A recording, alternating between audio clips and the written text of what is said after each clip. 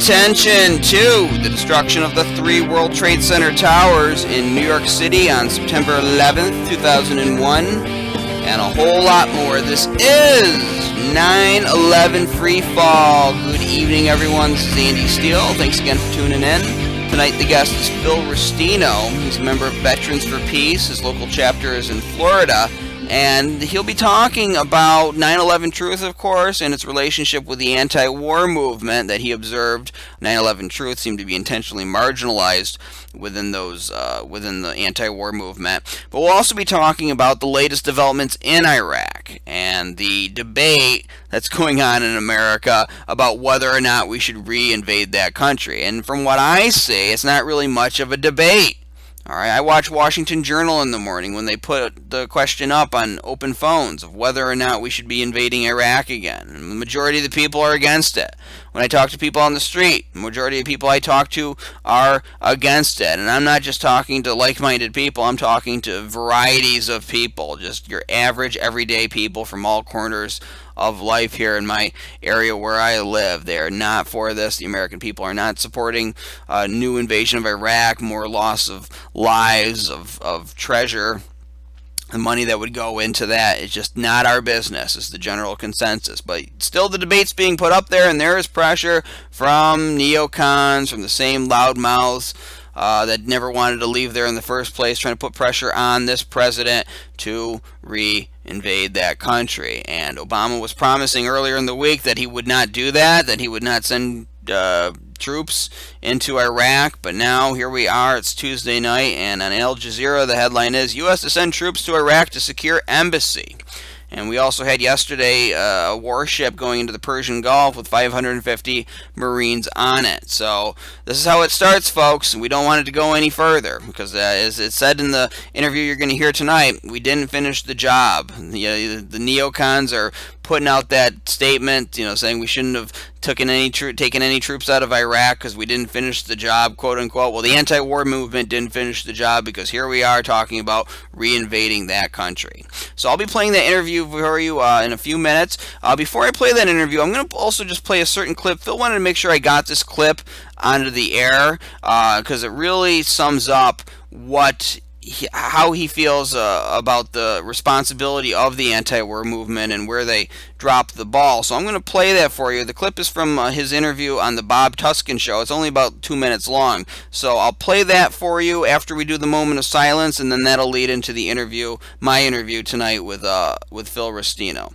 So you can hear him elaborate on that. So we're going to do our moment of silence now. This is for the victims of 9/11 and their families and all the people who died in the wars that followed 9/11.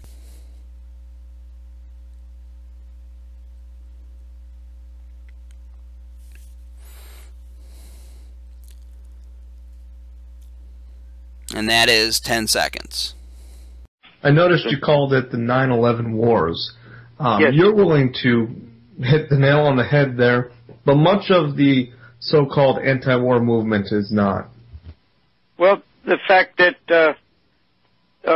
there's two separate movements in the first place should give those of us who try to think some pause. If the reason given for the war by the government is 9/11, the 9/11 lie, right? And you put yourself out that being these anti-war organizations, as their sole purpose for being to stop the wars, you would think you would address any questions, however small they be, as far as the validity of the government's reason for the wars, which is 9/11. And as anyone with one eyeball and two live brain cells to rub together can see from watching Building 7 come down, or the fact that someone like Colonel Bob Bowman, who for many years was a celebrated member of these anti-war organizations before 9/11 happened, because he was the fellow who blew the whistle on the Star Wars programs, can see, the 9/11 lie is so in your face. there's so many things to look at as far as questioning the validity of the government's story. So for the so-called anti-war movement and their organizations to not look at these major weaknesses in the government's sole one and only reason given to justify these wars, that's got and make it a separate movement as far as those who do question the government's reason given for the war. That's got to give you pause as far as looking at these anti-war organizations and who's running them.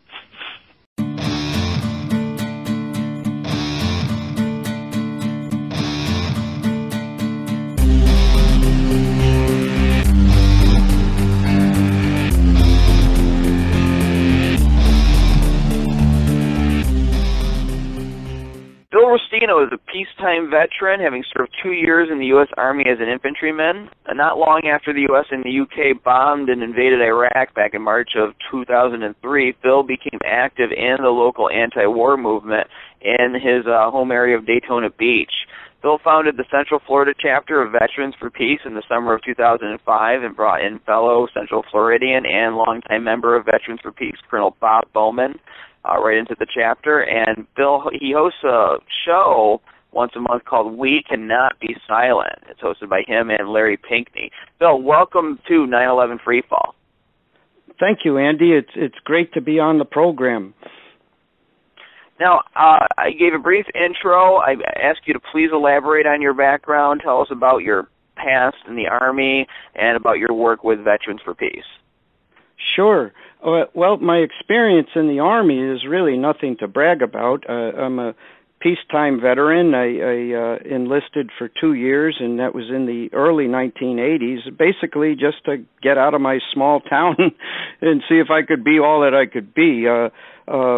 Luckily for me, there was no wars going on at the time, so I've never participated in war or combat or anything like that, and so I never gave it much thought. But when the invasion of after 9/11 and all the build up on this cable TV on this selling the war on Iraq, again, I was not too politically aware. I wasn't woken up to the different conspiracies in the past that were behind a lot of the things, the wars and assassinations. But this was surreal.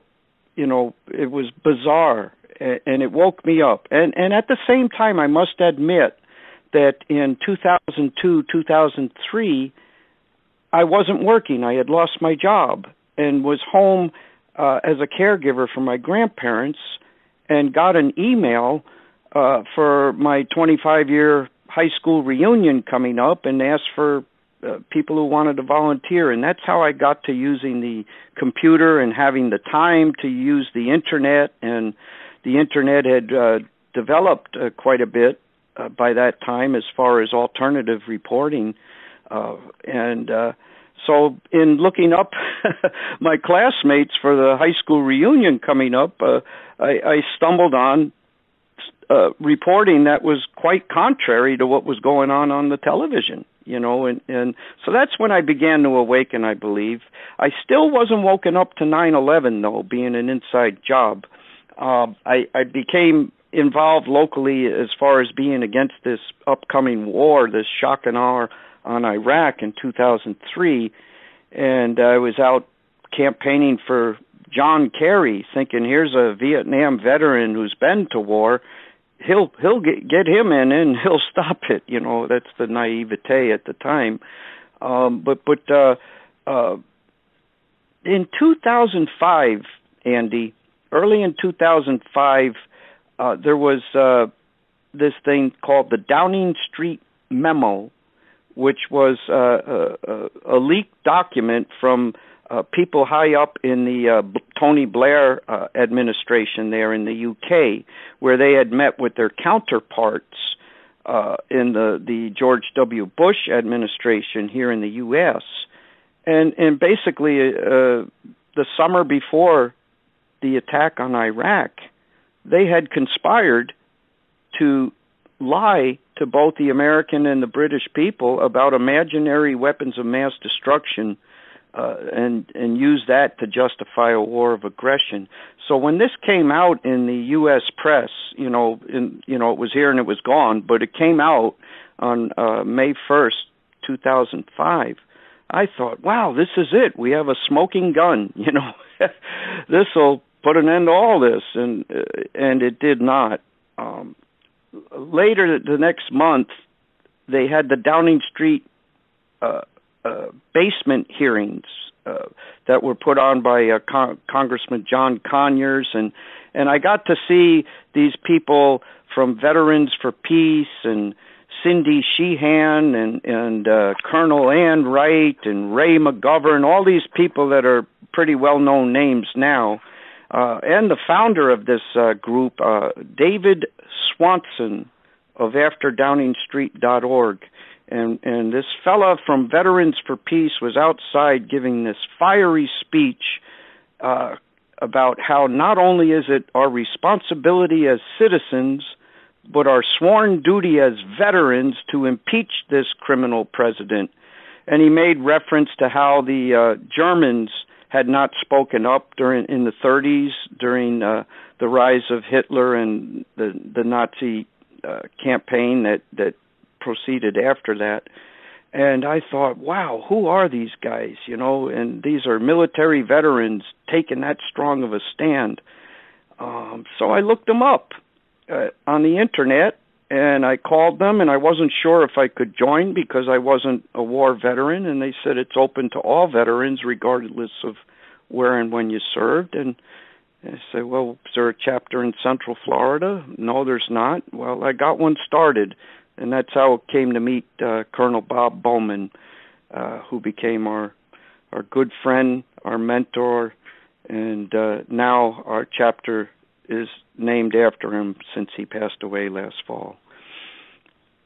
Right, and if our audience recognizes Phil's voice, Phil was in the hour-and-a-half tribute that the show did to Bob Bowman when he passed away.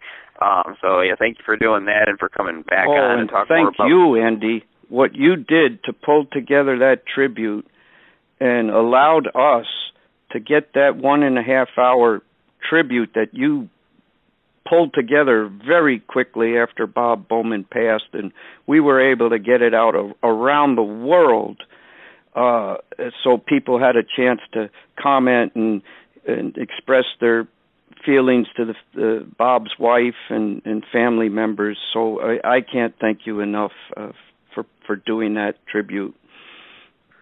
Now, with 9/11, you said that you weren't awakened to 9/11 yet. It was just simply the alternative news, stuff contradicting what the cable news was telling you that drew you in. When did you start to wake up to 9/11 and to go deeper down that rabbit hole? Well, as I mentioned, I met Bob Bowman, who was already an activist here in Florida, but he was down in the greater Melbourne area, which is about an hour and a half south of us. And I really hadn't been getting around much. But prior to even meeting him, and I do want to add something to the statement you just made. I wasn't getting any news about the questions of the 9/11 story from the media, but I wasn't, and this is very important to note, Andy, at the same time, I wasn't getting any news of that from the anti-war organizations whose purpose was to stop the wars, the 9/11 wars. And I've come to find out that they damn well knew from day one and have for the past 12-plus years at various leadership levels suppressed and misguided, misdirected any questioning of 9/11 as the sole justification for the 9/11 wars. So I do want to add that statement. What happened was we were going to an anti-war protest, and a local fellow handed me a DVD in plain sight, which was put out by thepowerhour.com. And I didn't even look at it. It was on the table for weeks, and then finally I picked it up. I put it in the DVD player, and I watched, and I was angry. I was mad at myself for not seeing this. I couldn't, I was mad. And boy, did that light a fire under my ass to get going.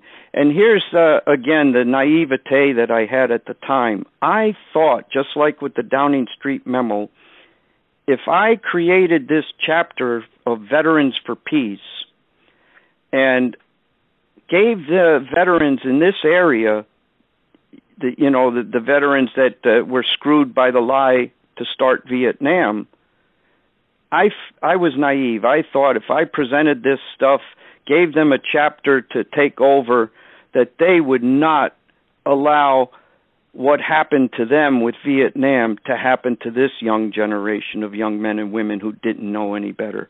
And boy, was the response totally the opposite. Totally the opposite. And it's still that way with many of these veterans groups that will have nothing to do with our work as far as getting the truth out about 9/11 so as to stop the 9/11 wars, so as to keep our kids from dying for no daggone good reason. Very frustrating.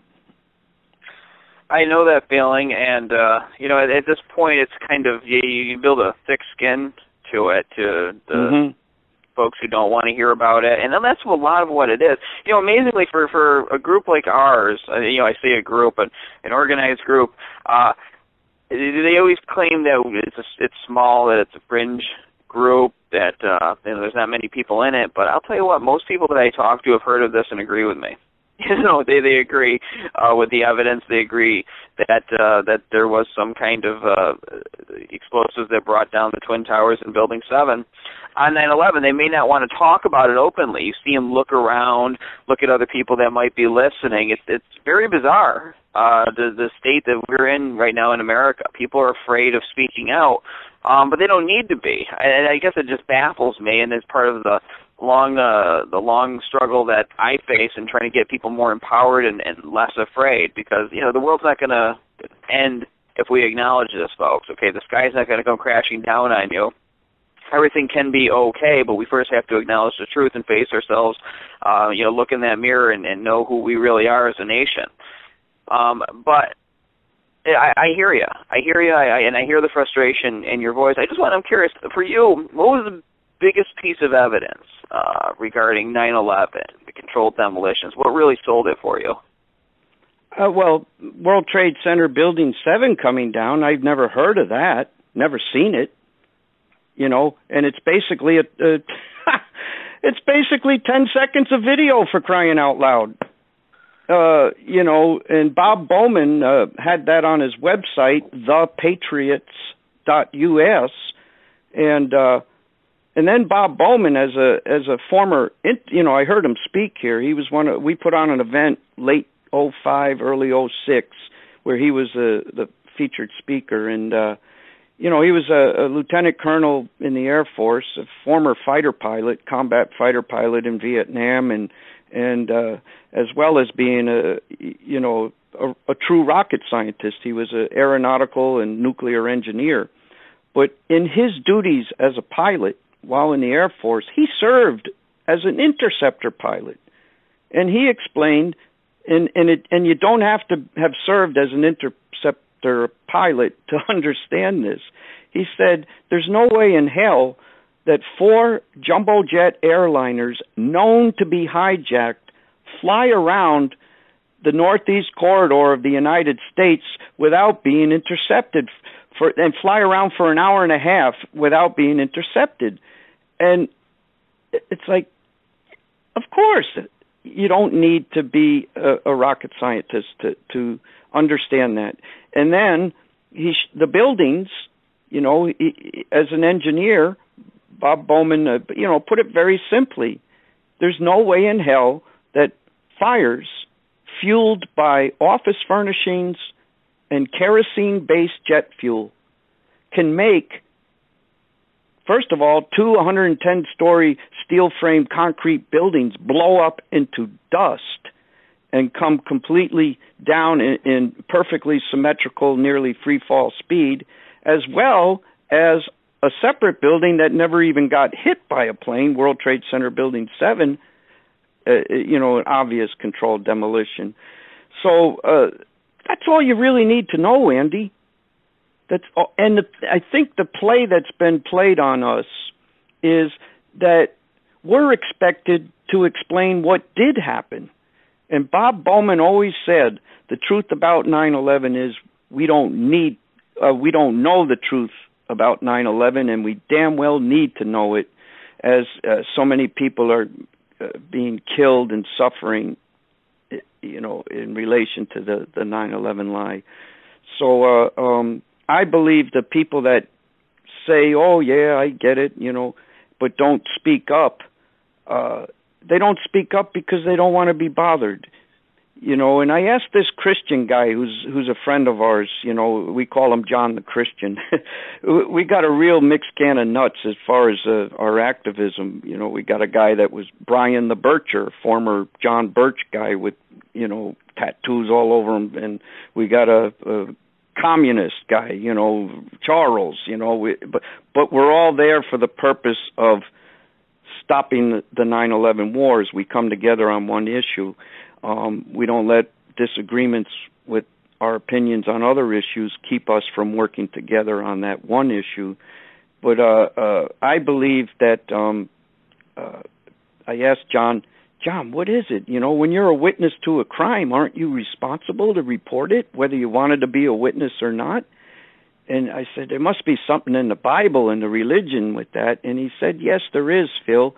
And I said, well, can you give it to me? Because I look at it, the most crap we get from people around here is from the people with the fish on the back of their car, and the religious people. They're the ones giving us the most crap about trying to stop these wars. I'd love to give them something right out of their own Bible.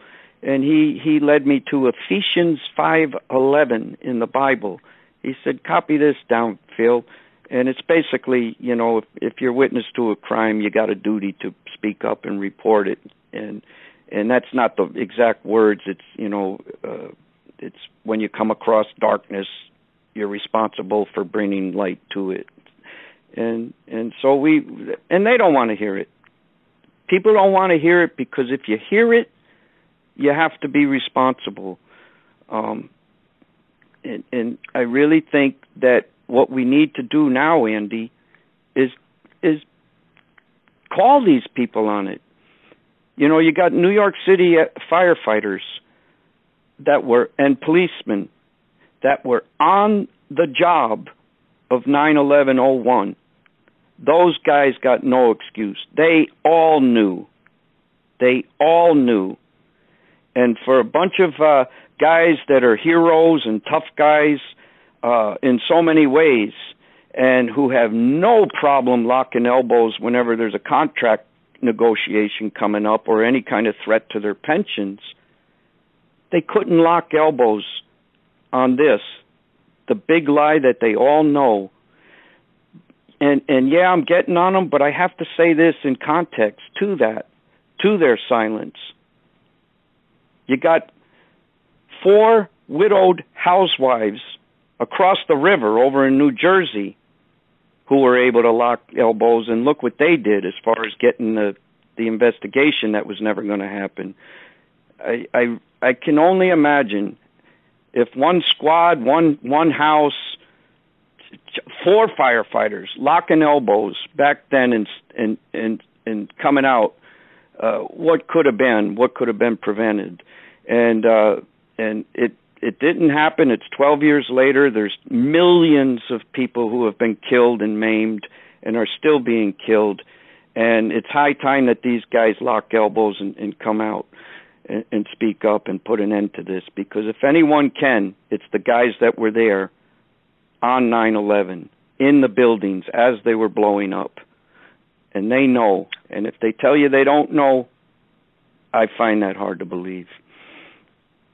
Yeah, and a lot of people don't know that the Bush administration didn't want to investigate 9/11, that there was no real ambition to do that until these poor widows from New Jersey, nicknamed the Jersey Girls, women who lost their husbands on 9/11, lobbied and rabble-roused and made it happen. And they locked elbows. Exactly. Yes. And that's what we need to do to these firefighters. They're comfortable. They're comfortable. It's a lot easier to say. It's a lot easier to say a bunch of little brown people with beards halfway around the world did it, and let the U.S. government go bomb the crap out of these people and literally kill millions. You know, one thing I was thinking about this, Andy, how do we put this in a different context? I was thinking about if I ever had a chance to speak to one of these firefighters who, after 12 and a half years, is finally, you know, they maxed out on their retirement and, you know, they're good to go, they're out, you know, and now they speak up. If instead of their silence leading to millions of people halfway across the world being killed, if it was a guy in New York City who had a wife and a couple of kids, and they knew their silence was going to send this guy to the electric chair, okay? And he was wrongfully, and he was going to leave his wife and a couple of kids without him, right? I'm wondering, would they stay silent then if it was in that context? You know, as far as a lie, the big lie that they knew. You know, when it's halfway around the world, it's a bunch of brown people who you don't even know, and you're not the one who's actually taken the life. It's our kids in the military. You're not the one who's actually taken the life, and you don't see it. I think it's easier to not feel guilty about your silence then. But that's my recent thoughts on that dilemma. Well, people write it off in these little vague statements saying, "Oh, it's so sad," but you know, it's so negative. I don't want to think about it. And I think what you said is brilliant when you put it in the context of what if it was someone in your immediate vicinity? Would you care? You know, it's amazing, and I love dogs, but how people will get upset and rally and get on the news and protest if a dog is being abused, or they find some puppy farm where dogs have been caged up and hurt. But you talk about depleted uranium in Iraq, you talk about war crimes against other people, and it's just, you know, the most you can get out of people is, "Oh, I know, it's so sad, but I don't want to think about it." So I understand the frustration. I think part of it is offering an idea that something is going to be better when we do expose 9/11, and it will be. I think a lot of people are just afraid. Like I said, they look around when they're talking about it. You can see it in their body language. And again, it's not even that there's that you have some government official or somebody standing over your shoulder while you're talking. It's just they're worried about what their friends are going to think. They're worried about the mass. What are the guys down at the VFW post going to say? What are the guys down at the golf club on Saturday going to say? You know, what are the neighbors going to say? And it's almost, I use the analogy of you know, the first couple out on the dance floor. You know, everybody wants to dance, but who's going to be the first one out there to look a little weird, you know, and open it up for the rest, right? And I think that's what our job has been, but for 12 and a half years of being the first couple out on the dance floor and still dancing alone, that's you know, now it's time to shake these people up and drag them out, you know, because they're not coming voluntarily. And I want to say to anyone speaking out there, I know that fear, you know. I remember the first time that I actually went on the corner, and it was in 2004 for the anti-war protest here in Daytona Beach, and I used to drive by and toot the horn and give the thumbs up to these people who were out there every Tuesday afternoon during the drive-by, you know. And then one day I saw this guy with a sign, and he's looking right at me, and he didn't say a word, but the sign said it all. "Park and join us. We need you." And I went, what the hell have I been doing? Thinking I'm I'm with them. I'm not with them. And I pulled into the parking lot, and I got out of the car, and I walked up to this, dozen or so folks with signs on the corner with the cars going by during the drive home. And I felt uncomfortable. I felt a little unsure. I felt a little scared. But then you talk to somebody there, and then you're figuratively locking elbows. When you're locking elbows, you got strength, you got power, you got your buddy covering you, and that's always, and ask any of these firefighters in NYPD, when they go and lock elbows to get a new contract or to protect their pension, the effect of locking elbows. And go back to looking at those four housewife widows from New Jersey who locked elbows, So I want to say to anyone out there who's listening, if you feel like you want to do more and you want to step up and you want to be vocal, I will stand there with you and I will lock elbows with you. Because if we don't lock elbows, the people that get out front and speak get picked off, whether they get picked off financially, whether they get picked off figuratively or real, like a bullet, if they're out there standing alone for too long and you're waiting for them to do all the work for you, eventually they're going to drop one way or another. So we do have to lock elbows. We do have to stand forward, and if you don't step up and speak out, in my mind, you're responsible. And at the same time, you don't have to do it alone. There's strength in numbers. Right. If you know there's a crime going on, it's your duty to report it. Now, lots going on this week. We're recording this on Monday. This airs Thursday night, so I have no idea what will happen in the next couple of days. But at this point, we have headlines coming out of Iraq. U.S. warship with 550 Marines enters Persian Gulf.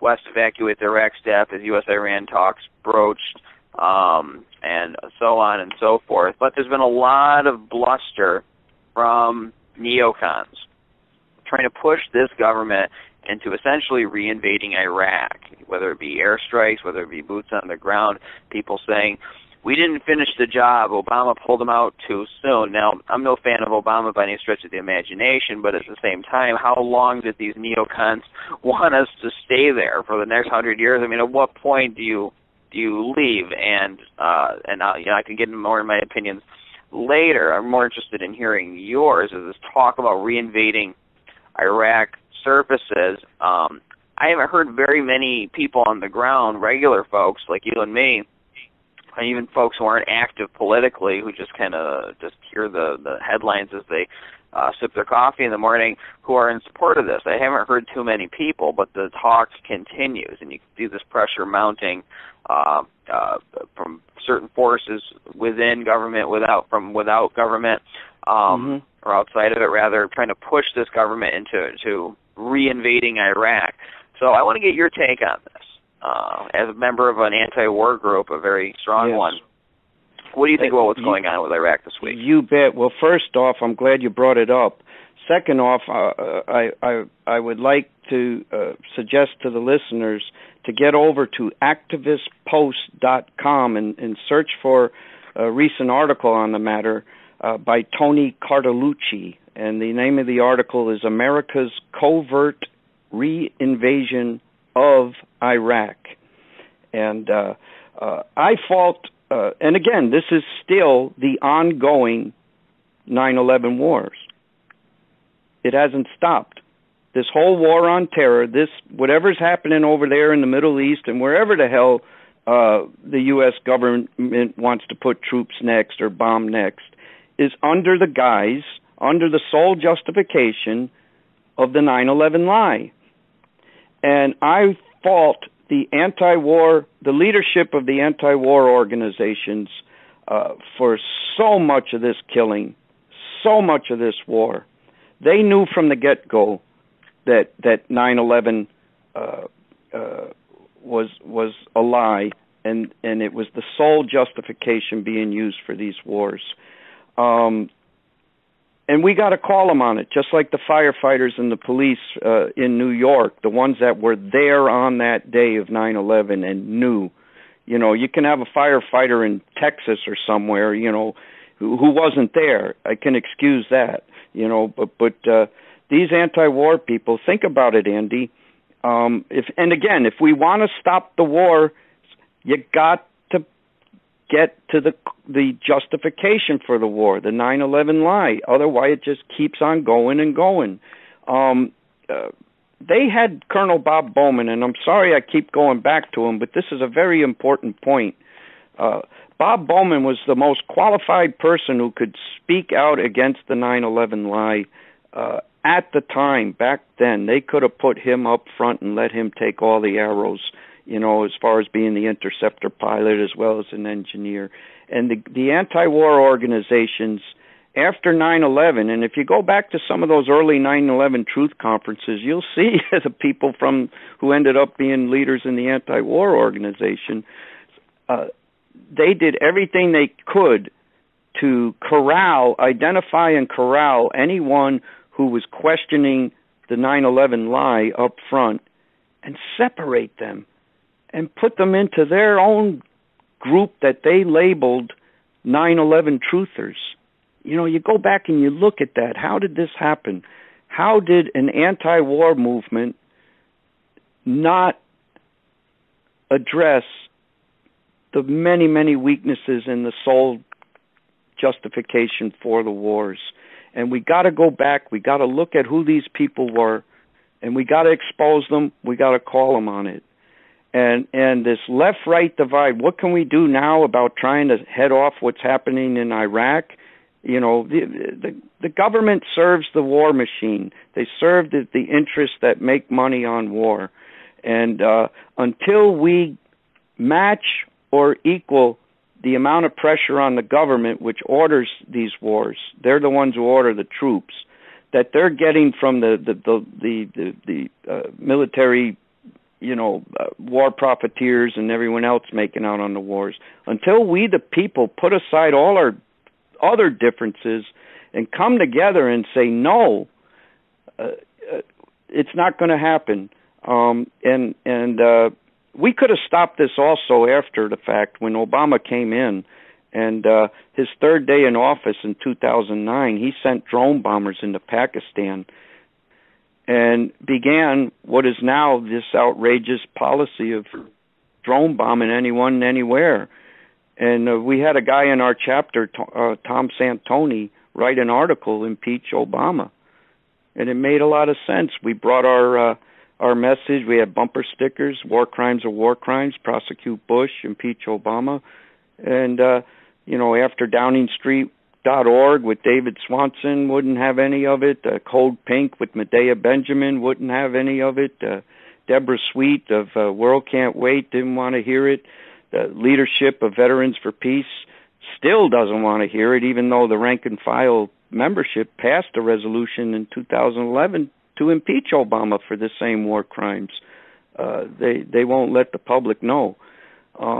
So I believe until we can get past this left-right divide and the partisanship and start applying the same standard for the same behavior publicly, it's we the people who allow this to go on. It's on us. Now, I just wanted some clarification. So the leadership of all of these very reputable anti-war groups and these individuals didn't want to hear or get involved with your efforts to put out the message for impeaching Obama or prosecuting Bush for war crimes? That's correct. Our chapter took it on just within the first few weeks of Obama's presidency in 2009. His third day in office, he sent drone bombers into Pakistan, killed a couple dozen people. And that article by Tom Santoni is still accessible on the internet on globalresearch.ca. It was reposted there. That's from February 2009, man. And, wow, and I'll tell you something. You know, the first black president has a lot to do with it. And our chapter took it on. Tom wrote the article, and then the guys are starting to say, "Well, Phil," because I was the chapter coordinator. So, Phil, what are we going to do, man? You're going to do an impeachment resolution or what? You know, I said, well, I put it forward to the leadership. They don't want anything. To hell with that. So we had to vote on it as a chapter. And my best friend in the chapter, Roberto, is a black fellow, man. He's my best friend. You think I didn't feel uncomfortable? Well, I had to make the decision. I either bail out and resign as chapter coordinator, or if I'm going to continue as the chapter coordinator of Veterans for Peace and adhere to the principles that had already been set in the statement of purpose, then I got to do my job. And I chose the latter. And Roberto's still my friend. He's not really involved with the chapter anymore. We don't get into it. But I'm glad I stuck with it. We passed it. We brought it to the National Convention in 2009. It got soundly rejected. 2010, Cindy Sheehan endorsed it, along with Splitting the Sky, John Boncour, the Native American activist, along with Professor Francis Boyle, who's actually prosecuted war criminals internationally. All publicly endorsed it, and we got a little more support for it in 2010, but the National wouldn't pass it. And then in 2011, my partner here, Larry Pinckney, former Black Panther, first Cynthia McKinney, who ran for president, on the day of March 19, 2011, when Obama shock and awe bombed Libya, she publicly endorsed our chapter's resolution. And then Larry Pinckney wrote an article in July 2011, Is It Time to Impeach Obama? And it cited this group called Voters for Peace, which soon folded after that, you know, and we had it passed at the 2011 convention. I was in Portland, Oregon. I was here in Florida, and I got a call that it had passed. And the guy, the secretary of the Vets for Peace National, Gene Marks, calls me and say, well, Phil, we want you to keep quiet about it. You haven't alerted any media yet, have you? I says, no, what do you mean? They said, well, what are you talking about? Well, we don't know how we're going to handle this. What do you mean you don't know how you're going to handle this? It's the same way you did the impeach Bush resolution. They drafted a letter, sent it to Congress. Everybody, it was up on the website for us to download and print out and hand out and pursue it with our own members of Congress. The president of Veterans for Peace at the time was Elliot Adams, a combat veteran of Vietnam, and he said he was going to issue the letter. And then all of a sudden, the same guy who made that fiery speech that got me to join Veterans for Peace in 2005, the guy that, you know, Mike Ferner, the guy that not only is our responsibility as citizens, but it's our sworn duty as veterans to, he came in, intervened. The letter was never written, never sent to Congress, never made available to our membership, let alone anyone in the public, like it was so strongly done when it was for Bush. And to this very day, nobody knows about it. Yeah, I hate politics. I mean, that's something that I just try to avoid in every situation. I don't know if it's possible to completely avoid it whenever you're dealing with organizations or groups, because there's always some form of it that develops.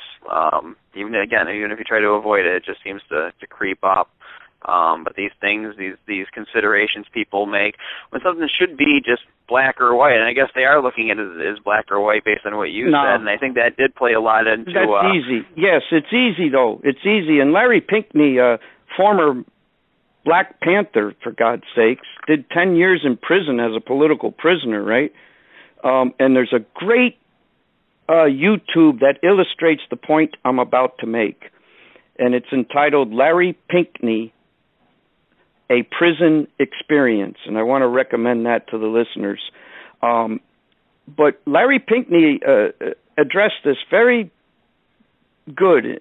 He said, look, when you apply a different standard for the same crime based on race, that is the ultimate expression of racism. And as a black man, I couldn't be more offended. And you see, that puts to rest the anti-war organizations' fear of being labeled racist. And they always put it like, we're not racist, we just don't want to be affiliated with racist groups. That's why we're, in effect, being racist by not applying the same standard. You know, these people need to be exposed. And I say that because millions of people have already been killed because of their subterfuge. Now we're looking at bombing the hell out of Iraq again. You know, I mean, and not only the people we kill, what about the kids we send over there to kill them? You know, they come home, and when they wake up to what they actually did, you know, we've got 22 veterans a day blowing their brains out every single day. You know, it's our own people we got to think of, too, not only what we're sending them to do to others. I agree, and I just want to clarify, when I said black and white, what I mean is, in the terms that it's used where you're saying, well, I mean, something is so obvious, there's no gray area with this. If he's violated the Constitution, if he's done the wrong thing. But then I guess they're looking at it in their own terms of black and white with the whole race thing, and I agree with you that is the actual racism, is when you apply different standards. That's one of the techniques they've used to keep the rank and file membership of what's left of the, you know, anti-war organizations from applying the same standard, from being principled. Our membership has lost, close to 50% nationwide in the time that Obama's been in office.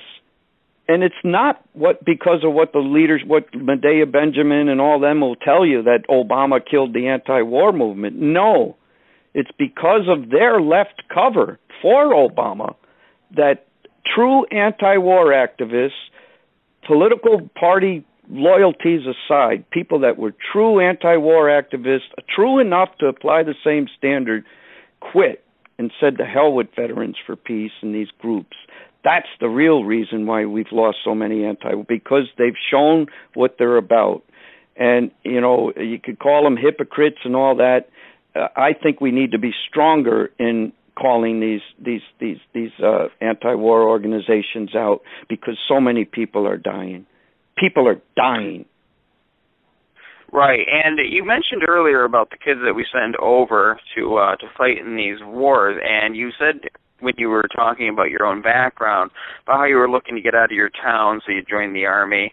I think a lot of young people have that mentality that there's something bigger out there that they want to be a part of. I think that's just a natural part of growing up, especially for being a young man. I can't speak for being a young woman, obviously, but for being a young man, it seems like when you're in your late teens, your early 20s, it just feels like there's something bigger out there, something you just need to join in on.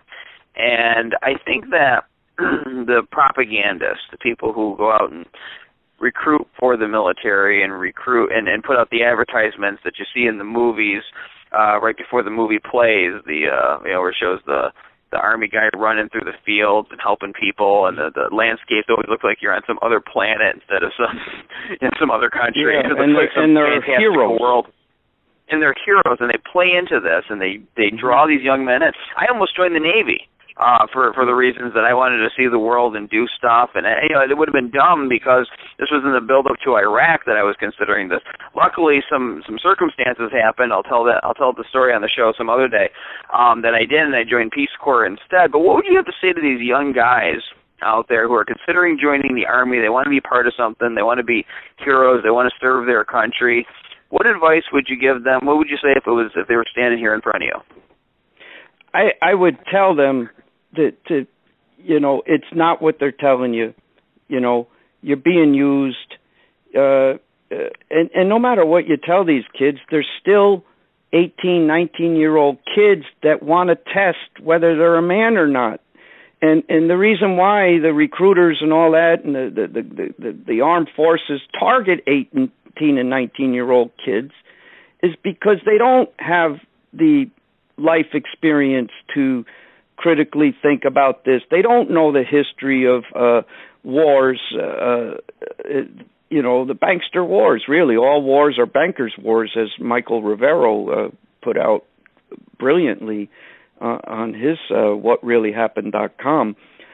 But I have to tell him, look, I mean, my own family experience. One of my brother's stepson was from the Philippines. He had a wife and a young baby, and he wanted to be like his other brother and join the military and get his citizenship and give a better life for his wife and kid. And I said to my brother's partner, I said, please don't, whatever you do, don't let him join the Army or the Marines. They're going to send him over in Afghanistan or Iraq, and he's going to get killed for a goddamn lie. Please. But when you're a young man, you want to test your manhood, and that's all you know, and you see these older guys that have been in the wars, and you want to be just like them, and they play on that. And sure enough, in Obama's surge, this young man, a beautiful young man, was killed in Afghanistan a few weeks after our impeachment resolution passed, and he left behind a beautiful young woman and a beautiful little boy that'll never know his father. And this happens every day. This is happening every day. I fault the misleadership and the deliberate, knowing subterfuge on the part of the people who are leading these anti-war organizations, because well-meaning people who want to stop the wars and don't have this information and don't know any better, they're just like 18 or 19-year-old kids being misled by the recruiters. So I fault these people just as much, if not more. The military's doing what you expect the military to do. You don't expect this from the leadership of anti-war organizations. It's more devious. It's more sinister. And I just want to say to young men, I mean, look, I'm not the wise old guy on the mountain. I'm only 35 here. I couldn't join the Army if I wanted, even if I wanted to now. I think my bad hip would keep me out of it. But you know, it doesn't make you a man to go die for something stupid. And that's essentially what you would be doing. You're not serving what you think you're serving, all right? You might as well be joining the mafia. And normally we'll get into these topics, deeper topics on this show. We focus on the science of 9/11, the controlled demolitions, but that's all part of it too, because once you wake up to that, you start waking up to just the real nature of what you are serving, what you're a part of. And again, this is not a diss on the soldiers, because soldiers, actually, I respect soldiers just for their character. I think the training they go through is a good thing. I mean, I think it helps mold you as somebody. If you have at-risk people, I think certain kind of like boot camp training helps mold you into a better person if you need that kind of extreme conditioning. However, I don't agree with sending them into these wars. I don't agree with joining the Army, even if you are at risk or whatever, even if you don't have money, because what you're serving essentially is a mafia. You might as well go be a hired goon for the mob, all right, because you'll be serving the same purposes. You'll be putting your life on danger, or just say, forget your life, you get limbs blown off. I mean, I've seen people with that too in life, and it's just not worth it. You're not serving what you think you're serving. There's other things you can do in this world. You can go and join your fire department, be a volunteer firefighter, or become a paid one. All right, if you want to test your manhood, I mean, firefighters, they have a simple job. They have to put fires out. They have to rescue people from burning buildings. All right, that really is going to test your manhood. If you want to do that, become a firefighter. If you want to see the world, join the Peace Corps. All right, I did it, and it's good. I mean, maybe someday I'll have a show talking more about that. I mean, there's so many other options. Going into the Army and fighting in these wars really is unnecessary to meet the kind of adventures that you want to have in life. So I want to throw that out there. It's our responsibility, Andy.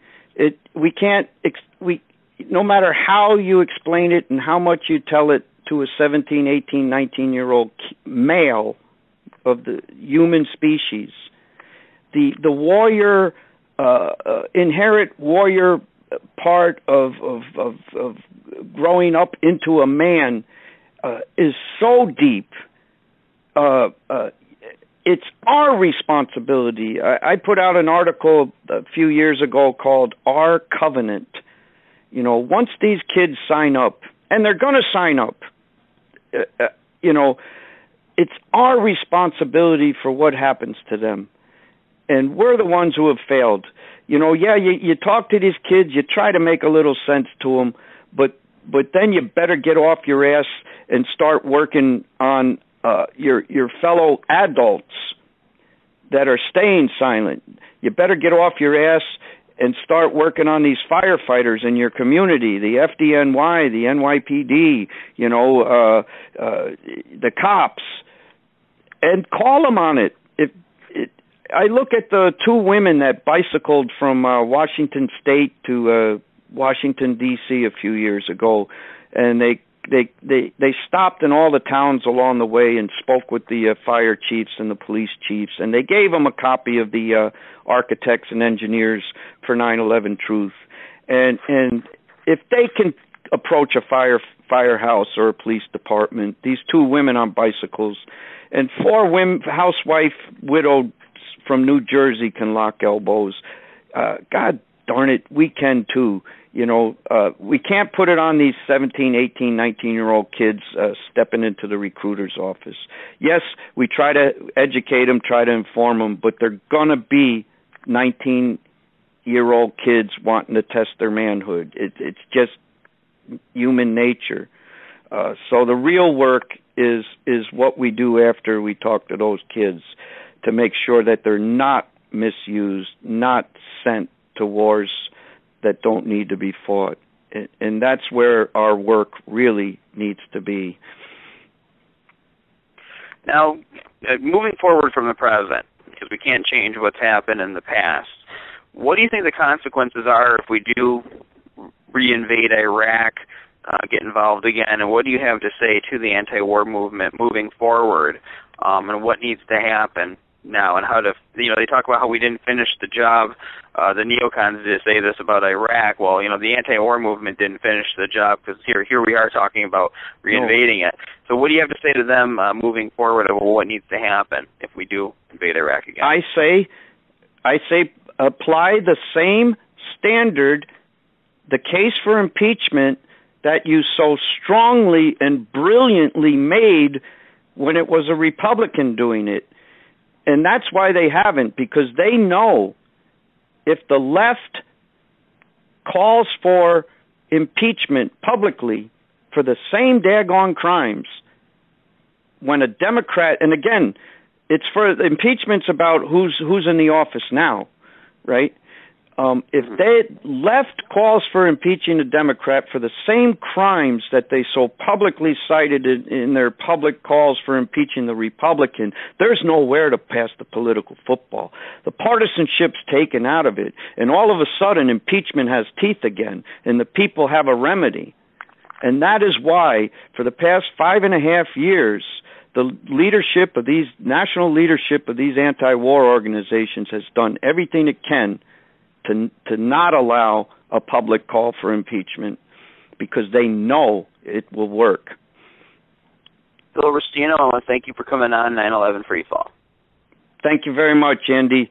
Thank you for listening. Remember, you can hear this program every Thursday night on No Lies Radio at 10 o'clock Eastern, 7 o'clock Pacific. You can also download it by going to 911freefall.com. This is Andy Steele saying have a great week and good luck.